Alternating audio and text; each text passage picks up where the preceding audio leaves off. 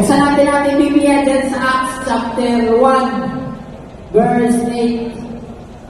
Ang sabi dito, but ye shall receive power after the Holy Ghost is come upon you. And ye shall be his witnesses unto me, both in Jerusalem, and in all Judea, and in Samaria, and unto the uttermost part of the earth. Dahil ito kayo sa tema na sabi, mission impossible. Ang sabi ng Panginoon sa 11 apostoles, preach the gospel. Ang ibig sabihin nun, ang mission nila, it is impossible. Kung sila, tapos ipapreach mo, entire the world, that mission is a mission impossible. But the promise of God, you shall receive power after the Holy Ghost is come upon you. That's why this mission is become possible, because the power of God is in us. This is our mission.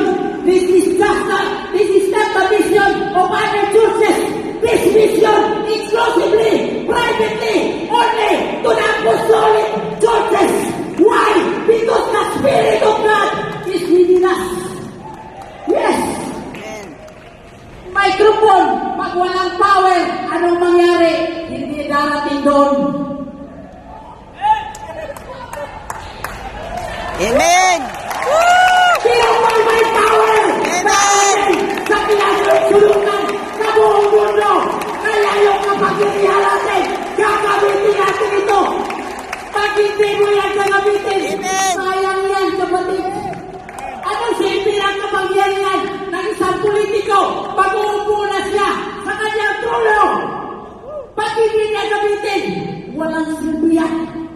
Hindi na natin kailangan tumakbo pa sa politika para kumuha ng kapangyarihan. Hindi tayo sanay doon. Sanay tayo sa kapangyarihan mula sa Espiritu, mula sa Diyos. Yan ang kapangyarihan natin. Hindi tayo sanay sa kapangyarihan mula sa ating edukasyon. Hindi tayo sanay gumamit dyan. Ang kasanayan natin, Espiritu mula sa langit. Yan ang kapangyarihan natin. Misyon natin lahat yan.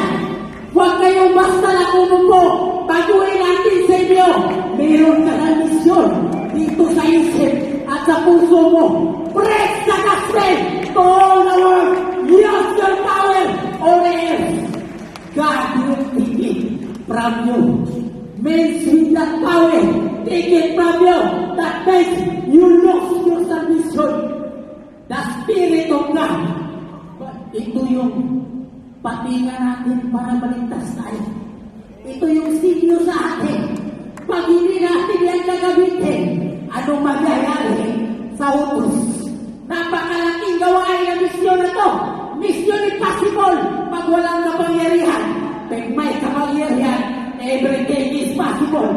The Bible says, everything is possible with God.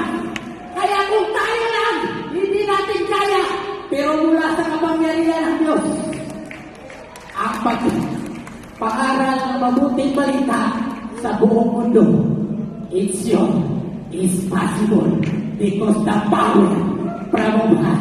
You shall receive power after the Holy Ghost is come upon you.